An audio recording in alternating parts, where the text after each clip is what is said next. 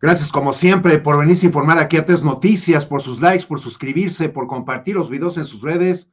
Muchas gracias. Pues ahora resulta que dicen medios que el camino a la gubernatura para Rocío Nale, actual secretaria de Energía, que está construyendo la refinería Dos Bocas y que también ha ayudado en mucho a la Comisión Federal de Electricidad en cuanto a contratos, dicen que este camino se le cierre. Primero tenemos que pasar por el asunto de lo que está sucediendo en el INE, que están frenando que hagan la candidata y los candidatos actos en lugares abiertos, en lugares públicos. Dice así rápidamente la nota: los tres consejeros que integran esta comisión, Claudia Zavala, lenchista, Rita B. López, quien acaba de entrar, y Jorge Montaño, sesionaron ayer de manera urgente porque la Sala Superior del Tribunal Electoral les ordenó investigar de manera individual y exhaustiva todos los recorridos de las llamadas de estos candidatos y candidata que quieren posicionarse para recibir la candidatura presidencial hacia 2024 por Morena. El proyecto sobre el cual votaron los consejeros fue elaborado por la Unidad Técnica de lo Contencioso a partir de 117 actas enviadas por las juntas locales y distritales del organismo. El documento incluye que se trata de una posible estrategia de posicionar a Morena y quienes han manifestado su intención de ocupar la precandidatura de dicho instituto político a la presidencia de la República fuera de los plazos. Esto porque los aspirantes han emitido expresiones relacionadas con el próximo proceso electoral, así como aquellas que pueden considerarse como promesas de campaña, y hay que recordar que esto lo hicieron, según ellos y ellas, pues para estar dándole promoción a lo logrado en este sexenio, y en muchas cosas se han brincado las trancas, incluyendo y mucho más Marcelo Ebrard, que ha venido realizando actos como si ya fueran de campaña electoral. En ese sentido, Morena, de un comunicado de prensa, la dirigencia de Mario Delgado refirió la determinación del órgano electoral en la cual instruye a realizar las asambleas informativas en recintos del propio partido político, y pese a que el instituto ejemplificó con espacios cerrados, oficinas municipales o estatales, la militancia negó que esto les impida realizarla en espacios públicos abiertos. Vamos a ver si esto no conlleva o es un tiro con jiribilla para que dentro del mismo partido estén tirando a alguien con el cual traigan la línea de hacerlo, ¿no? En las elecciones del 2024, el próximo año, que serán el 2 de junio, se elegirán también a 128 senadores y 500 diputados federales, en tanto que también se renovarán 9 gubernaturas, así como 30 congresos locales, donde los congresos, pues también ahí equivaldría a pensar en cada uno de estos estados, estar dando la mayoría absoluta en los congresos, ¿no? Porque si no, ya sabemos que las y los opositores andan tirando caña de manera bastante descarada. Esto de las elecciones del 2024 serán en la Ciudad de México, también gubernaturas, Chiapas, Guanajuato, Jalisco, Morelos, Puebla, Tabasco, Veracruz, Yucatán. En los estados también se puede ver cómo entonces al registro de lo que se debe de hacer por parte del pueblo, ya que nuestro presidente obviamente debió de haber pensado en haber hecho una nueva constitución para que con esa se arreglaran, se modificaran constituciones estatales y códigos penales. Ya sabemos que no lo hizo, ¿no? Entonces, el presidente le está dejando este encargo al pueblo. Dentro de las misiones que debe de hacer el pueblo, es encargarse de empoderarse y mostrar ese empoderamiento de manera democrática, de manera en las urnas, y teniendo la mayor concientización que mientras entonces no tengamos esa mayoría absoluta, un gran número de diputados o senadores federales y estatales, los opositores se van a seguir oponiendo, aunque suene como pleonasmo. Escuchemos esto de la conferencia de prensa que tuvo en Chiapas en mayo nuestro presidente. Y eso, pues es lo que ahora estamos padeciendo, porque trae ese origen. ¿Cómo remediar esta situación? Pues no es con decretos. En la democracia el pueblo manda, el pueblo decide. En el artículo 39 de la Constitución se establece que el poder dimana del pueblo y se instituye para su beneficio, y el pueblo tiene en todo momento el derecho de cambiar la forma de su gobierno. ¿Qué es lo que hay que hacer? Voy a enviar una iniciativa de reforma a la Constitución. Espero que para entonces en el Poder Legislativo haya una mayoría calificada que impulse la transformación, la purificación definitiva del gobierno, y que se elijan a los jueces, que el pueblo elija a jueces, a magistrados y a ministros, como se hizo en la época del presidente Juárez. Ese es el encargo que está dejando nuestro actual presidente Andrés Manuel López Obrador, ¿no? Y entonces, por eso de ahí pasamos al tema que ahora comienza a sonar en los medios, con el caso de Rocío Nale, secretaria actual de Energía, que tuvo que ver mucho, se fue 2 ocasiones hasta la India para estar recibiendo la mayor información posible con respecto a la refinería más grande del mundo que se encuentra en la India. La refinería ya comenzó a refinar parcialmente, tiene 3 trenes, 3 segmentos dentro de la misma obra que pueden estar refinando. Un segmento ya está refinando, faltan los otros 2. Entonces, la secretaria de Energía, tenemos que ver que en estos medios están comentando lo siguiente, ¿no? La gubernatura por Veracruz se prevé como una de las más reñidas de los procesos internos en los partidos, donde la contienda aún no está definida, pese a al menos 20 políticos que buscarán la candidatura en este estado. Hasta hace unos meses la sucesión al gobierno de Veracruz favorecía, según mostraban las distintas encuestas, a la secretaria de Energía Rocío Nale. No obstante, la refinería de Dos Bocas y el tiempo que ha demorado en echarla a andar, en su totalidad, ha obstaculizado estas encuestas, o sea que han aminorado, según esto, la oportunidad hacia ella dentro de siempre estas encuestas que los medios toman tan en cuenta. Esto ha llevado a que la contienda por la gubernatura de Veracruz comience a complicarse en la medida que surgen cada vez más interesados en participar, y el proceso interno tanto de Morena como del Partido Acción Nacional, que hasta hace unos años encabezaba el estado.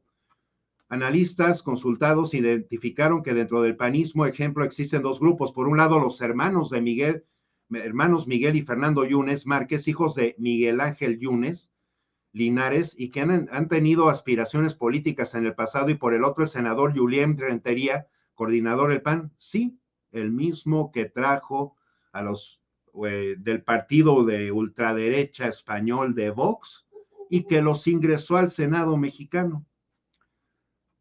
En cuanto a Morena, la candidatura se le está complicando a Nale por el tema de Dos Bocas, a la par de que aún tendrá que enfrentar el fallo de la Suprema Corte de Justicia de la Nación de la llamada ley Nale, donde le exigen comprobar una residencia dentro del estado de 5 años.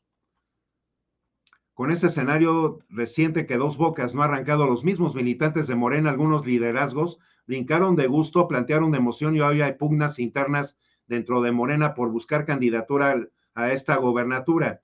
Uno de ellos es el secretario de Gobierno del Estado, Eric Cisneros, y otro es el delegado de los programas sociales de Veracruz, Manuel Huerta.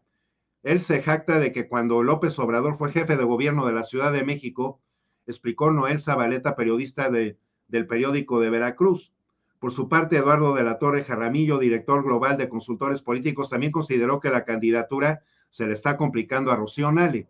Igualmente, por el tema de Dos Bocas, es muy complicado que la candidatura de Rocío Nale prospere. También hay un distanciamiento por una falta de conexión con la ciudadanía. Creo que en su entorno es muy complicado en cuanto a su propia candidatura con grupos que antes eran aliados y ahora se han convertido en enemigos. La situación y las acciones que ha venido realizando Rocío Nale, vaya que sí la han puesto en el radar de muchas personas en nuestro país. Así es que quién sabe por qué sale a echar estas palabras derrotistas Eduardo de la Torre.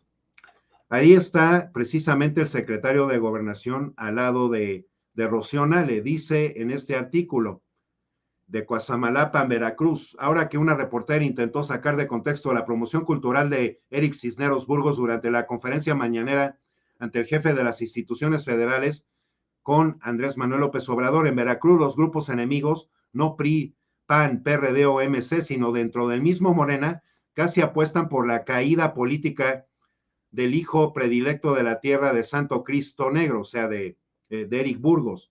Va en equipo ganador, lo acusan de gastos de promoción electoral, difusión de su imagen y pintado de bardas por casi todo Veracruz, por la autoría de sus libros referentes a la negritud en territorio veracruzano, aunque el contexto estricto de las formas políticas, Cisneros no tendría ninguna violación a la ley, pues que ha difundido cultura y su promoción se justifica por tener un argumento sólido del autor. Aquí vemos, inclusive de ese tipo de encuestas, donde están marcando a Eric Cisneros por encima de Rocío Nale, esto es de RBN Noticias, que dicen que Eric Cisneros, quien además en México, en tanto territorio, ni se le ha escuchado nombrársele, pero a Rocío Nale sí, dicen que tiene un 40.6% arriba del 38.1% de Rocío Nale. Eric Cisneros dice que ha estado dándole seguimiento a la política social de desarrollo en Veracruz, que ha estado con las mesas de coordinación para la construcción de la paz en Fuerza Civil, donde evaluaron los resultados de la estrategia de seguridad. Obviamente, pues es que tiene que ser considerado que ha sido cercano y ha sido elegido por el mismo Cuitlagua García, ¿no? Está también esta situación que ha estado, como instruye el gobernador Cuitlagua García, que ningún veracruzano se quede sin sus documentos de identidad. Ha estado poniendo en Twitter, también convocados por el gobernador, sesionamos en la mesa de coordinación para la paz.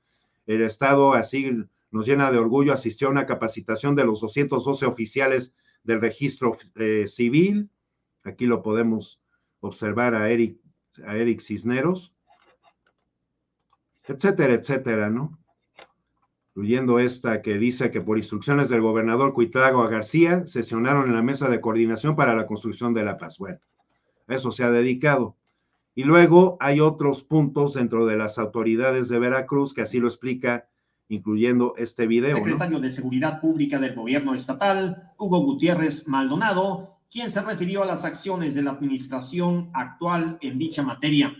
Ante una oposición sumisa, dócil, Gutiérrez Maldonado tuvo un día de campo en la legislatura del Estado, donde presentó avances en materia de capacitación policial y reducción de los índices delictivos. No dijo el funcionario que entre diciembre de 2018 y octubre de 2021, Veracruz acumuló casi 3.800 homicidios dolosos, 256 feminicidios, 500 secuestros y más de 73,000 robos. Ese es el nivel de seguridad de que se ufanó el secretario, quien sostuvo que la entidad es la segunda más segura del país. Suena a una mala broma, pero como nadie en la comparecencia le cuestionó sus cifras alegres, al funcionario casi lo sacan en hombros del Congreso. Eso de la inseguridad que dejaron los gobiernos prianistas en el pasado, donde sobre todo se elevó por Miguel Ángel Yunes.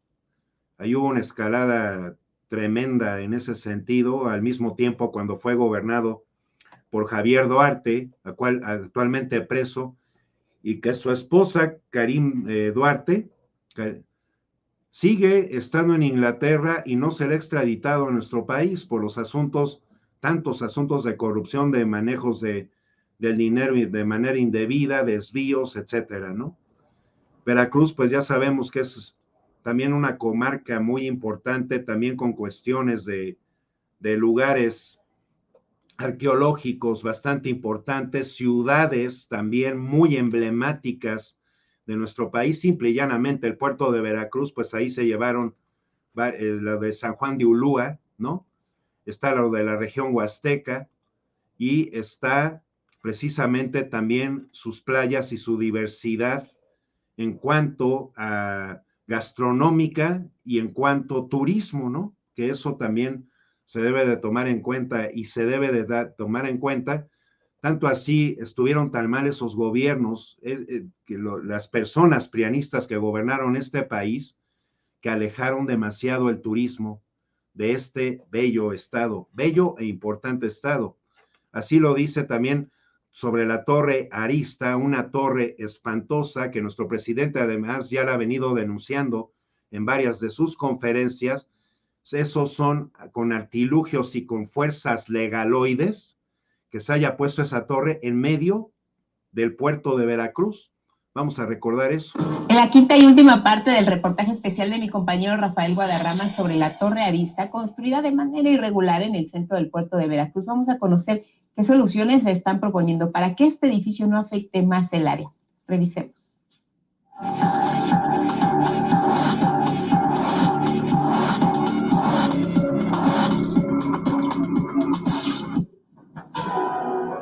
Levantada sobre las ruinas de la inmoralidad, la Torre Arista 500 en el Puerto Jarocho es ya el mayor monumento a la mayor corrupción de gobiernos priistas y panistas. Es por ello que por instrucciones del presidente Andrés Manuel López Obrador ya se buscan soluciones para que no siga dañando la estética, la historia y la identidad cultural del puerto de Veracruz. Hay voces que se pronuncian por su demolición total, otras porque sea rebanado, quitándole pisos, pero nadie, con excepción de sus propietarios, quieren que siga así, como está hoy. Al respecto, el Instituto Nacional de Antropología e Historia, el INAH, busca la forma de intervenir.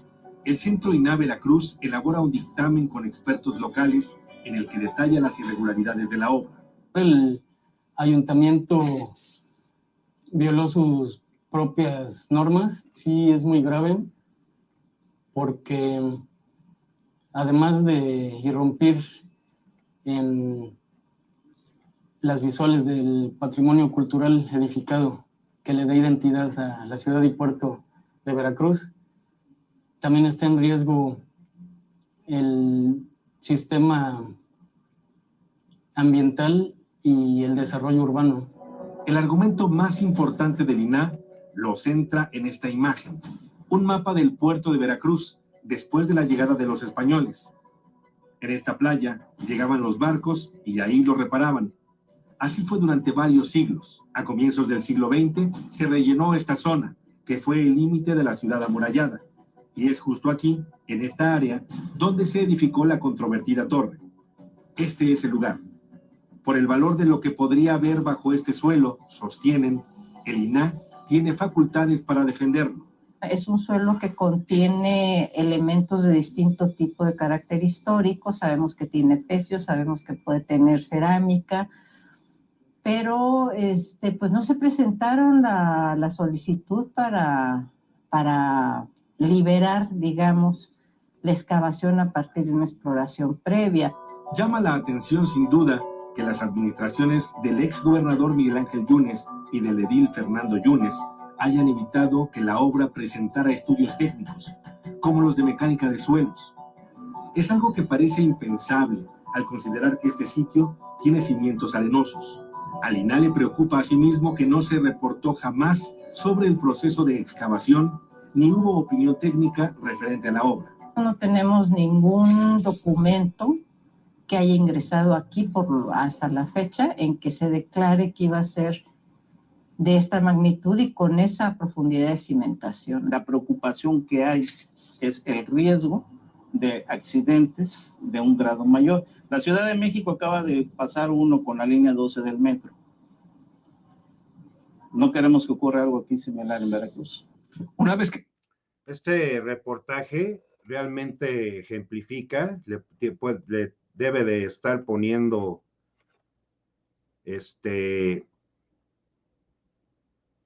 toda esta situación de qué sucedió en el estado de Veracruz a Rocío Nale, de las situaciones, cómo se vienen manejando de manera inadecuada, ¿no? En este mismo estado, con esta misma torre donde el prianismo ha echado esa maquinaria legal, ¿no? Desde el Poder Judicial, también para tratar de estar frenando con una serie de denuncias, de demandas, la construcción del mismo Tren Maya, ¿no? Lo hizo así igualmente con el aeropuerto Felipe Ángeles. Estos personajes se brincan y se pasan por el arco del triunfo, los personajes prianistas, tantas cosas como pueden. Ahí es donde se ve el deterioro que hay entonces en el mismo Poder Judicial. Rocío Nale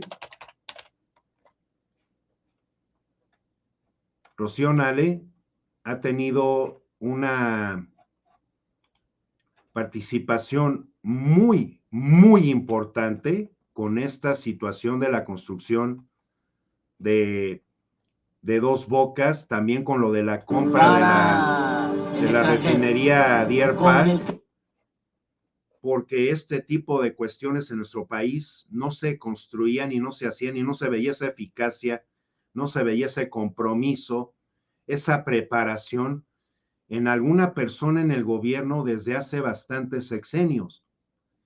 Si hay personas dentro del partido Morena o dentro del prianismo que creen que se le pueden imponer a Rocío Nale, además con el manejo de estas encuestas cuchareadas, pues tienen una gran labor que estar haciendo, porque tenemos que entender que en este México, en el pueblo de México, las cosas que mayormente se les da valor es la labor que han venido desarrollando, no con encuestas cuchareadas, y esto mismo va para la candidata y candidatos que buscan ser los que se posicionen para la presidencia en 2024 en Morena y de otros partidos.